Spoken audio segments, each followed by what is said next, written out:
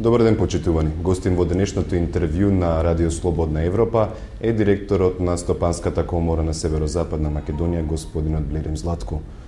Господине Златко, дали бизнис секторот во Република Македонија го осети потресот во еврозоната, посебно во соседна Грција?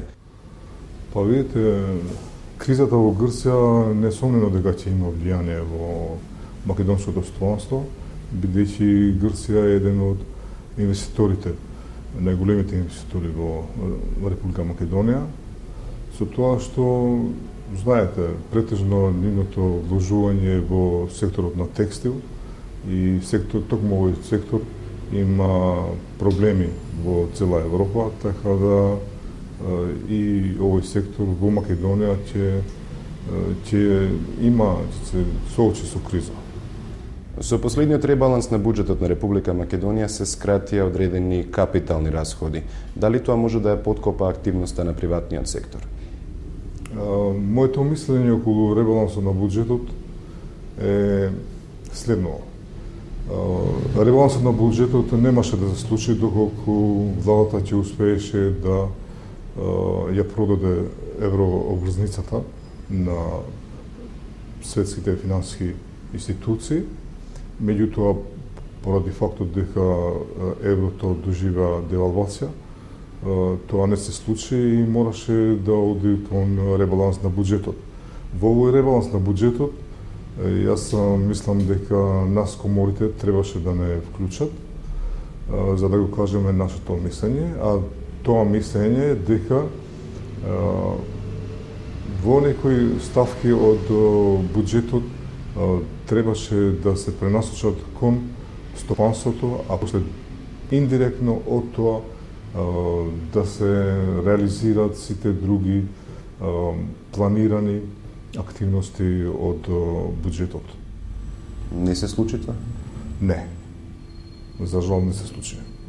Се надевам дека можеби по моја претпоставка е дека некаде во конкретот на октомври или почеток на ноември ние пак ќе се соочуваме со нов ребаланс на буџетот, но иако не се случи ова, мислам дека во изготвувањето на буџетот за наредната 2011 година владата ќе не вклучи нас коморите во изготвувањето во делот на економскиот дел на буџетот. Дали владата остана доследна на ветувањето дека повеќе ќе се задолжува во странство отколку дома, посебно откако лани приватниот сектор се жалеше дека владата многу се задолжува на домашниот пазар? Па видите, ова задолжување што владата го прави кон, да кажам, кон нашите банки, прави да банките да не бидат заинтересирани да пласират своји средства во стопанството. Затоа што доколку се задолжува владата спрема нив, знаат дека имаат еден сигурен партнер кој ќе ги врати парите назад, доколку од стопанството имаат повеќе работа, да кажам, да ги пласираат своите средства и овие средства сегогаш се несигурни дали ќе се вратат назад.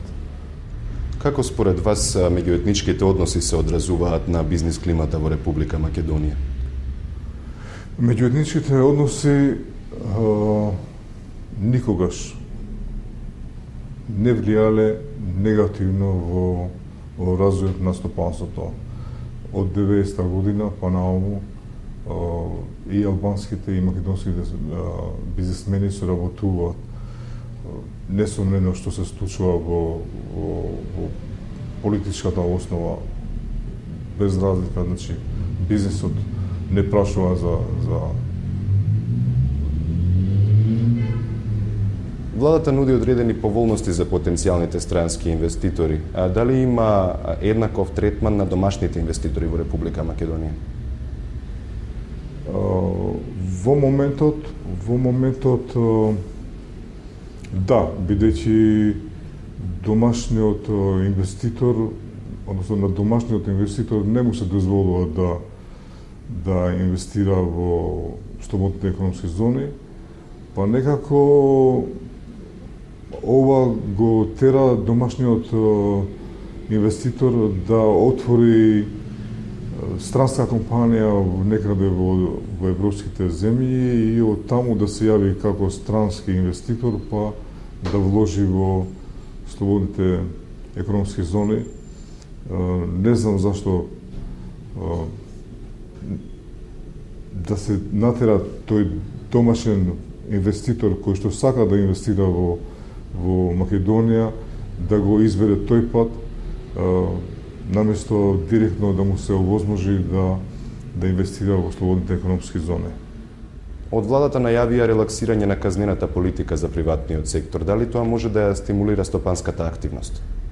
Ние како комори, значи нашата и останатите две, бевме консултирани во врска со казнената политика и не е донесена конечна одлука, меѓутоа предлогот на владата е да сите казни се намалат за 50%. Ние како комора, нашата комора, се фокусиравме само на, да кажам, на проблемот со кој што се соочуваме со невработеноста. Тука казните се многу големи во однос на предпријатието. Некаде 15.000 евра е за предпријатието и 7.000 евра е за менаџерот на предпријатието. Значи вкупно некаде 22.000 евра и според ова што ви кажувам дека намерието на владата е да овие казни ги намали за 50%, сепак таа казна од 11.000 во овој случај би била превисока и мислам дека исто како што и порано ќе биде и овој пат да фирмите, иако вработувале по 6, 10, 15, 30 луѓе, да не ја платат ова казна, дури и фирмата ќе бидат спремни да ја затворат, а со тоа ќе значи дека бројот на невработените ќе расте уште повеќе, владата ќе остане пократка за придонесите, за даноците. Затоа ние предложивме да овој непријавен работник склучи еден договор. Значи, пред да се пријави во Заводот за вработување како вработен, да склучи еден договор со работникот, со работодавачот и да биде на еден, да кажам, пробен период, со тоа што и работодавачот ќе види дали го бива работникот за работата која што го ангажирал, а и самиот работник ќе види дали па го бива за тоа работно место што му е доделено. И во овој случај ние предложивме, значи, тројна победа, да и работникот биде задоволен, и работодавачот, но и владата, со тоа што од самиот почеток на склучување на овој договор меѓу работодавачот и работникот, работодавачот да биде обврзан да према државата го плати персоналниот данок, без разлика на тоа дали после истекот на 3 или 6 месеци пробни би го ангажирал тоа лице или не. Господин Златко, ви благодарам. Тоа беше се за ова издание на неделното интервју на Радио Слободна Европа.